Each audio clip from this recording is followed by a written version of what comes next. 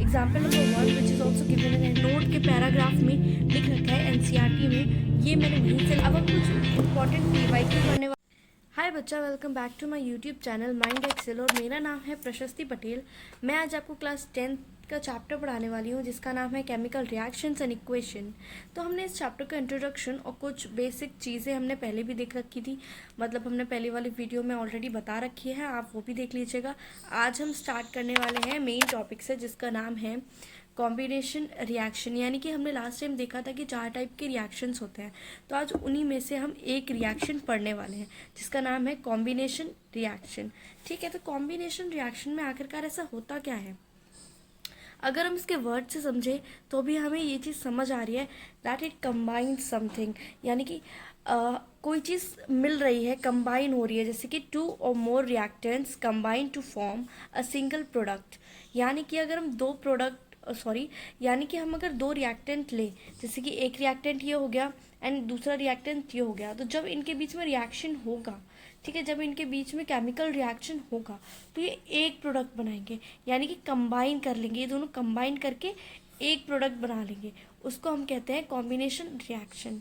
ठीक है बच्चा, जैसे कि एग्जाम्पल देखते हैं, तो इसका एग्जाम्पल है example number 1 which is also given in NCERT book. तो इसका एग्जाम्पल है कि magnesium ribbon Burns with a dazzling white flame changes into a white powder, जिसको जो कि होता है मैग्नीशियम ऑक्साइड।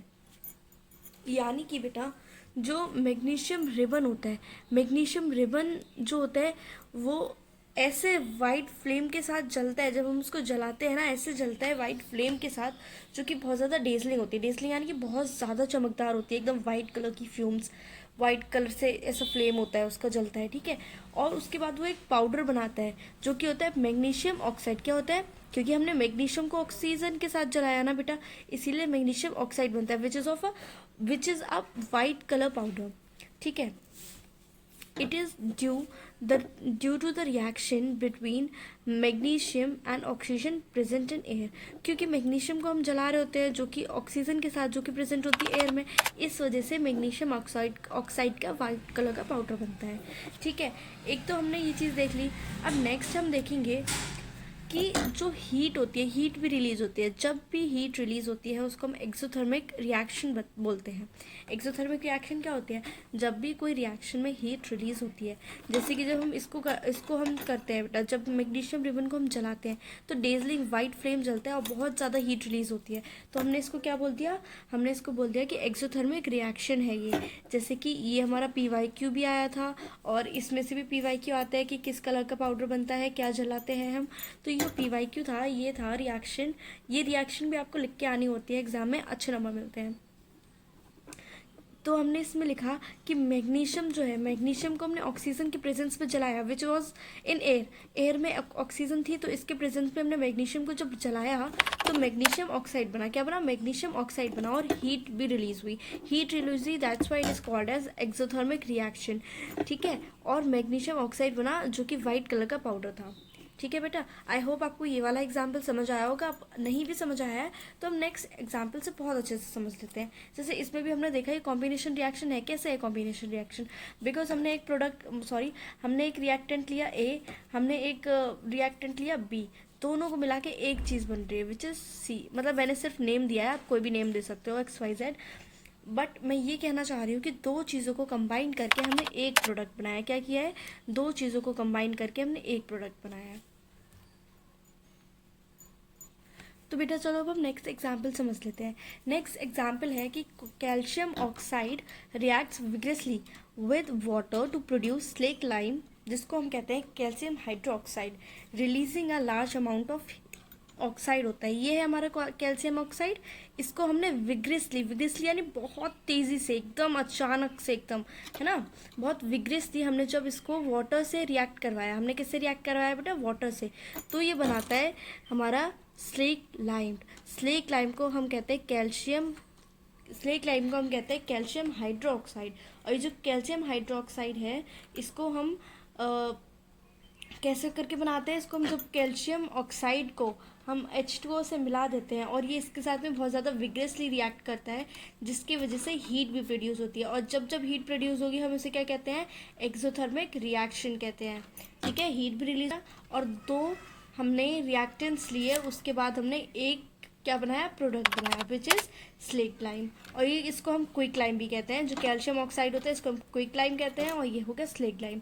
इसको क्विक लाइम को हम सीमेंट जब बनाते हैं तब भी यूज़ करते हैं। अगर आप ये भी आ जाते हैं कि इनका कॉमन नेम बताओ, इनका साइंटिफिक नेम बताओ, ऐसे करके भी PYQs हमारे आ जाते हैं। तो इसीलिए मैं आपको बोल रही हूँ कैल्शियम हाइड्रोक्साइड में, बिकॉज ये वाटर मिला के बनता है तो इसमें लेक आता है, ऐसे करके याद रखना है।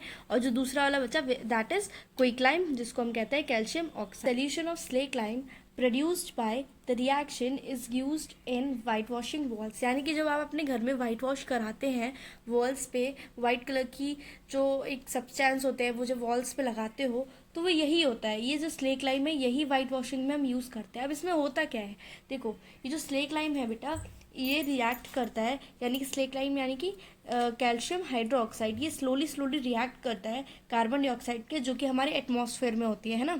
एटमॉस्फेयर में जो हमारे कार्बन डाइऑक्साइड होती है उससे रिएक्ट करके ये एक थिन लेयर बना देता है, किसकी, कैल्शियम कार्बोनेट की। कैल्शियम कार्बोनेट की थिन लेयर बना देता है एंड H2O रिलीज करता है। ये जो H2O रिलीज है ये तो उड़ जाता है वेपर्स की फॉर्म में, बट ये जो कैल्शियम कार्बोनेट है ये हमें शाइनी फिनिश देता है हमारी वॉल्स को। और ये पूरा एक नोट के पैराग्राफ में लिख रखा है NCERT में, ये मैंने वहीं से लाइंस लिए। आप ये सारी लाइंस याद कर लो बेटा, ये इनसे बहुत ज़्यादा PYQ आता है। इनसे ये भी आता है स्लेक लाइम में किससे रिएक्ट करके क्या बनाता है, ये भी आता है कि कौन शाइनी फिनिश देता है, वाइट वॉशिंग के लिए कौन सी यूज़ होती है, सब कुछ आता है। तो इसीलिए मैं कह रही हूँ मैंने एकदम PYQ भी लिख रखा है टॉपिक्स पे, और मैं आपको बताती भी जा रही हूँ कि क्या इंपॉर्टेंट है, क्या पढ़ना है, क्या PYQ आते हैं। ठीक है बेटा, आगे देखिए, आगे है example number 3 which is burning of coal. जब हम कोल को जलाते हैं, यानी कि जो कोयला होता है, जब हम उसको जलाते हैं वो कार्बन होता है। कार्बन जब भी हम जलाएंगे ऑक्सीजन की प्रेजेंस में जलाएंगे तो इन दोनों को जला के कार्बन डाइऑक्साइड बनता है। ठीक है, ये भी यहाँ देखो आप, दो रिएक्टेंट को मिला के हमने एक प्रोडक्ट बनाया। यहाँ भी देखो आप, दो रिएक्टेंट को मिला के हमने एक प्रोडक्ट बनाया है। ठीक है बेटा, अब फॉर्मेशन ऑफ वाटर, जब भी हम वाटर का फॉर्मेशन करते हैं तो हमें हाइड्रोजन चाहिए होता है, hydrogen gas and oxygen gas चाहिए होता है। तो उससे भी ये देखो दो रिएक्टेंट्स लिए हमने एक प्रोडक्ट बना दिया। और आपको यहाँ पे रिस्पेक्टिव स्टेट्स ज़रूर लिखनी है। मैंने लास्ट वीडियो में बताया था कि स्टेट्स लिखना बहुत ज़्यादा इंपॉर्टेंट होता है, हमें स्टेट्स लिखना बहुत ज़्यादा ज़रूरी है। ठीक है, तो मैं देखो सबकी स्टेट्स लिखती चल रही हूँ साइड, अब जब सबकी देख सकते हो। एक्वस का मतलब मैंने बताया था, इसका मतलब क्या होता है कि कोई भी चीज़ पानी में मिली हुई है। गैस का भी बताया था, अगर आपने पिछली वीडियो नहीं देखी है तो प्लीज़ बच्चा देख लो, वो इस चैप्टर के बेसिक्स हैं और उसमें से भी क्वेश्चन आता है। ठीक है बेटा, तो बेटा अब हम पढ़ेंगे एग्जाम्पल्स ऑफ एक्सोथर्मिक रिएक्शंस। उसका एग्जाम्पल है बर्निंग ऑफ नेचुरल गैस। जो नेचुरल गैस होती है जिसका नाम मीथेन होता है, उसको जब हम बर्न करते हैं, अभी जैसे कि मैंने बताया था जब भी हम बर्न करेंगे तो ऑक्सीजन की प्रेजेंस में बर्न करेंगे ना बेटा। तो नेचुरल गैस यानी कि मीथेन गैस को हमने ऑक्सीजन की प्रेजेंस में बर्न किया तो हमें मिला कार्बन डाइऑक्साइड मिला एंड H2O मिला, और उसकी स्टेट्स भी मैंने लिख रखी हैं। ठीक है, फिर जो रेस्पिरेशन है, यानी कि इसको हम बायोलॉजी में भी पढ़ेंगे, ये बायो का टॉपिक है। तो रेस्पिरेशन में बेटा, रेस्पिरेशन में हमने क्या देखा था कि ग्लूकोज जो होता है ऑक्सीजन की प्रेजेंस में एनर्जी बनाता है। जब ऑक्सीजन उसे मिलती है तो वो एनर्जी में ट्रांसफ़र हो जाता है, यानी कि एनर्जी बना देता है, जो कि हम यूज़ करते हैं अपने काम के लिए, अपना बॉडी फंक्शंस के लिए। ठीक है, एक एग्जाम्पल है that decomposition of vegetable matter into compost. जो कंपोस्ट बन जाता है, जो जब हम वेजिटेबल को डाल देते हैं सॉइल में तो जो चीज़ बनती है वो उसका decomposition is also an exothermic reaction, क्योंकि उसमें भी एनर्जी बनती है। ठीक है बेटा, अब हम कुछ इंपॉर्टेंट PYQ करने वाले हैं। ये बहुत ही PYQ हैं, हमें ये ज़रूर याद करना है। और पता है ये इसके क्वेश्चंस आए भी हैं बहुत सारे, आप अगर देखोगे तो बहुत सारे क्वेश्चंस आए हुए हैं। तो ये है why should magnesium ribbon be cleaned before burning in air. जो हमने मैग्नीशियम रिबन वाला एग्जाम्पल पढ़ा था, उसको जब हमने बर्न किया था तो हम क्यों उसको पहले क्लीन करते हैं सैंड पेपर से। तो बेटा हम उसको क्लीन इसीलिए करते हैं क्योंकि ऐसा हो सकता है ना कि मैग्नीशियम ऑक्साइड बन जाए, ऊपर उसकी लेयर बन जाए, क्योंकि ऑक्सीजन तो ऑलरेडी प्रेजेंट है ना हमारे एटमॉस्फेयर में। तो जो मैग्नीशियम रिबन अगर हमने रख रखा है तो उसके ऊपर एक लेयर बन जाती है मैग्नीशियम ऑक्साइड की। उसको हटाने के लिए हम पहले उसको क्लीन करते हैं, देन फिर उसको बर्न करते हैं। और क्लीन किससे करते हैं ये भी आप याद रखो, हम उसको सैंड पेपर से क्लीन करते हैं। ठीक है, सैंड पेपर से हम क्लीन करते हैं। अब यहाँ पे लिखा है why to keep ribbon away from your eyes. Eyes से हम दूर क्यों रखें उसको, क्योंकि ऑफ कोर्स उसमें बहुत ज़्यादा वाइट फ्लेम्स आ रही थी, और वो डेजलिंग लाइट भी है ना, बहुत ज़्यादा एकदम चमकीली वाइट लाइट आ रही थी, और वहाँ पे वाइट फ्लेम्स थी वो जो कि हमारी आइस को हर्ट कर सकती हैं। देन एक्सोथर्मिक रिएक्शन भी है वो। ठीक है, इस वजह से हम उसको अपने आंखों से दूर रखते हैं। और बाकी के भी मैंने पीछे जो PYQ आपको बताए थे वो सारे इंपॉर्टेंट है, और ये 2 एक्स्ट्राज में मैंने आपको बता दिए। आगे भी मैं और वीडियोस लाती रहूँगी। एंड अभी इसका मैंने एक ही टाइप बताया है, आगे भी अभी 3-4 टाइप और रह गए हैं, वो हम पढ़ेंगे। तो वो नेक्स्ट वीडियो में हम कवर करते हैं, और आप देखते जाइए। Thanks for watching this video. I hope आपको समझ आ रहा हो। अगर नहीं आ रहा है तो कमेंट सेक्शन में फटाफट से बता दो, मैं फटाफट से आपका डाउट क्लियर कर दूंगी। Thank you so much, bye bye, and subscribe to this channel. Okay, like share and comment. Bye bye.